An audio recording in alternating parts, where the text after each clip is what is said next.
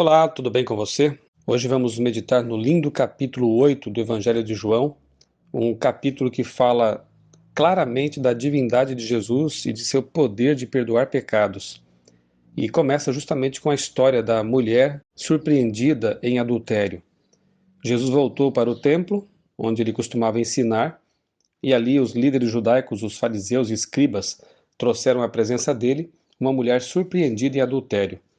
Logo de cara, logo de início, já se percebe que é uma história forjada, é uma situação montada para colocar Jesus em uma armadilha. Se havia uma mulher surpreendida em adultério, onde estava o homem? Pela lei judaica, ambos deveriam ser punidos com apedrejamento, mas apenas a mulher foi trazida até Jesus. E então, eles achavam que iriam colocá-lo realmente numa armadilha, porque se Jesus passasse a mão na cabeça da pecadora, ele estaria ignorando a lei de Moisés. Mas se Jesus a condenasse ao apedrejamento, ele estaria indo contra o Império Romano, que nesse momento histórico não permitia que os povos dominados praticassem a pena de morte sem autorização. Então Jesus começa a escrever no pó da escadaria do templo. Provavelmente estava escrevendo ali os pecados ocultos daqueles homens hipócritas que queriam condenar a mulher, e então levanta os olhos, olha para eles e diz: Aquele que dentre vós estiver sem pecado, seja o primeiro que lhe atire a pedra. E diz o relato que ele volta a se inclinar, continua escrevendo e fica em silêncio. Acusados pela própria consciência, foram se retirando um por um. Então fica ali naquela cena apenas Jesus e a mulher pecadora. E então Jesus pergunta a ela: Mulher, onde estão aqueles que te acusaram? Ninguém te condenou? Respondeu ela: Ninguém, Senhor. Então lhe disse Jesus: Nem eu tampouco te condeno. Vai e não peques mais. Aqui nós vemos em cena dois conceitos teológicos que são a justificação e a santificação. No primeiro momento, Jesus nos justifica, Jesus nos perdoa, Jesus acredita em nossa conta a sua justiça e cancela nossos pecados porque ele tem méritos para fazer isso. Ele não tem pecado e troca conosco nossa indignidade por sua dignidade, sua justiça, seus méritos. Mas em seguida vem a segunda parte: não peques mais. E aqui encontramos a santificação. Não basta ser perdoado, ser purificado do pecado e continuar na mesma vida, continuar em pecado, continuar em transgressão aberta à lei de Deus. A mulher precisava mudar de vida. E pelo poder de Cristo, ela poderia agora, daí para frente, ser uma pessoa fiel, uma pessoa digna, uma pessoa perdoada, justificada e no caminho da santificação. Jesus, depois dos versos 12 até o verso 20, afirma coisas importantes a respeito de si mesmo. Por exemplo, no verso 12 ele diz: Eu sou a luz do mundo. Quem me segue não andará nas trevas, pelo contrário, terá a luz da vida. Aquela mulher que foi perdoada precisava seguir a Jesus para continuar vivendo na luz, assim como precisa seguir Jesus todo aquele que quer viver realmente uma vida de santificação, uma vida de santidade. Jesus é luz. Não precisamos andar nas trevas, não devemos andar nas trevas, devemos andar com Cristo, que é a luz. Ele diz mais: Eu testifico de mim mesmo, e o Pai que me enviou também testifica de mim. Jesus está aqui apontando para a sua divindade, você percebe? Seria estranho e, na verdade, absurdo um simples ser humano dizer: Eu sou a luz do mundo, quem me segue não anda nas trevas, ou então eu vim do Pai, o Pai testifica de mim e ele me enviou. E Jesus continua trabalhando aqui esse conceito e afirmando aos seus ouvintes, especialmente os líderes judaicos que estavam realmente ficando indignados com o que eles estavam entendendo muito bem, quando ele diz no verso 23: Eu sou lá de cima, vós sois deste mundo, eu deste mundo não sou. Se não crerdes que eu sou, morrereis nos vossos pecados. Neste capítulo, Jesus afirma 3 vezes: Eu sou. A mesma expressão que lá em Êxodo foi utilizada para se referir ao Deus Criador, ao Deus que apareceu para Moisés. Ego eimi, no grego. Se não crerdes que eu sou, morrereis nos vossos pecados. Jesus está afirmando aqui claramente que ele é quem perdoa pecados. E de fato isso seria uma blasfêmia se um ser humano dissesse. Mas Jesus não era apenas um ser humano. Quando levantardes o Filho do Homem, então sabereis que eu sou. E o verso 32 é um dos versos mais significativos na Bíblia. Para mim, um verso muito importante. que diz: "E conhecereis a verdade, e a verdade vos libertará."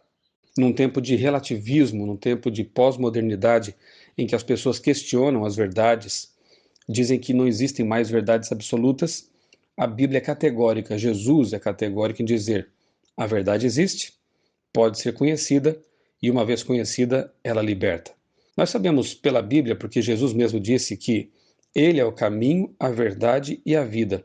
Portanto, essa verdade que tem que ser conhecida não é apenas um conceito, uma ideia, uma ideologia. Essa verdade é o próprio Jesus.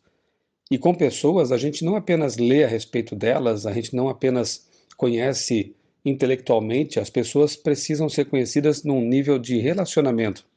Se você quer conhecer a verdade e ser libertado por ela, e ela é Jesus, você precisa se relacionar com Jesus. Você precisa ler a Bíblia, orar, andar com Jesus, viver com Ele. Assim você conhecerá a verdade que realmente liberta. Todo que comete pecado é escravo do pecado, diz Jesus. Na verdade, quem anda sem Jesus erroneamente pensa que está livre, está escravizado pelo pecado. Liberdade só em Cristo. E Jesus diz: "Se, pois, o Filho vos libertar, verdadeiramente sereis livres." Por quê? Porque Jesus é a verdade e ela liberta. Somente Jesus pode nos libertar, nos dar vida de liberdade, uma vida de plenitude. Os ouvintes de Jesus, os fariseus, eles insistem: "Mas nós somos filhos de Abraão, nosso pai é Abraão." E Jesus então diz: "Se sois filhos de Abraão, praticai as obras de Abraão." Óbvio, porque Abraão cria na vinda do Messias.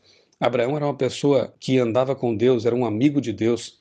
E aqueles homens estavam manifestando um espírito bem diferente ao querer colocar Jesus em armadilhas, ao condenar Jesus e desejar matar o Filho de Deus.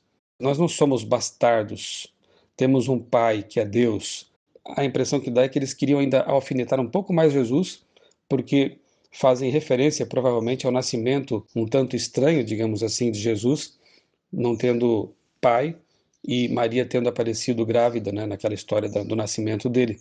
E aqui eles foram muito ferinos ao dizer: "Não somos bastardos", como se Jesus tivesse sido. "Se Deus fosse de fato vosso Pai", diz Jesus, "certamente me havíeis de amar, porque eu vim de Deus e aqui estou." No verso 43 e seguintes, ele é enfático ao dizer que vós sois do diabo, que é vosso pai, e quereis satisfazer-lhe os desejos.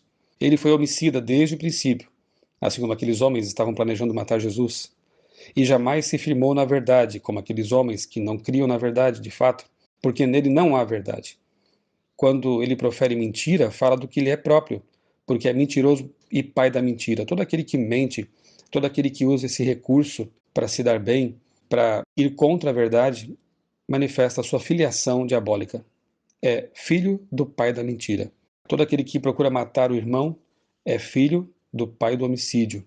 "Quem dentre vós me convence de pecado?", pergunta Jesus. Obviamente que ninguém, porque Jesus nasceu sem pecado, o único ser humano incontaminado. Depois da queda de Adão e Eva, foi o primeiro ser humano e único que nasceu sem natureza pecaminosa.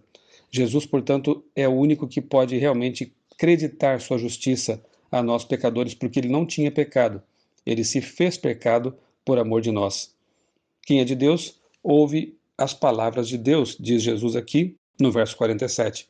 Obviamente que quem diz pertencer a Deus será fiel à palavra de Deus, ouvirá a palavra de Deus.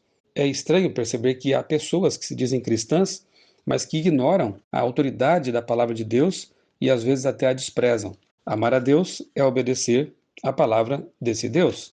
Verso 51, "Se alguém guardar a minha palavra, não verá a morte eternamente." Sim, porque Jesus é o doador da vida.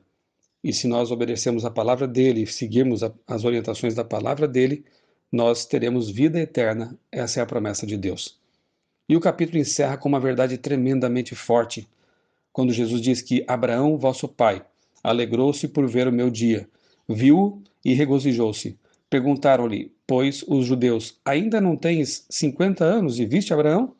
Respondeu-lhe Jesus: em verdade vos digo, antes que Abraão existisse, eu sou. Então pegaram em pedras para atirarem nele, mas Jesus se ocultou e saiu do templo. Aqueles fariseus, aqueles líderes judaicos entenderam muito bem uma verdade que algumas pessoas aparentemente ignoram. A verdade de que Jesus declarou de si mesmo ser divino. Ele é Deus, ao dizer, antes que Abraão existisse, o verbo grego aqui é genestai, quer dizer vir à existência. Abraão teve um começo, teve um princípio, ele nasceu e passou a existir no momento que nasceu.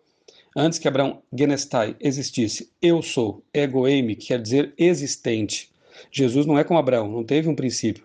Jesus é o que existe desde sempre, porque ele é o verbo.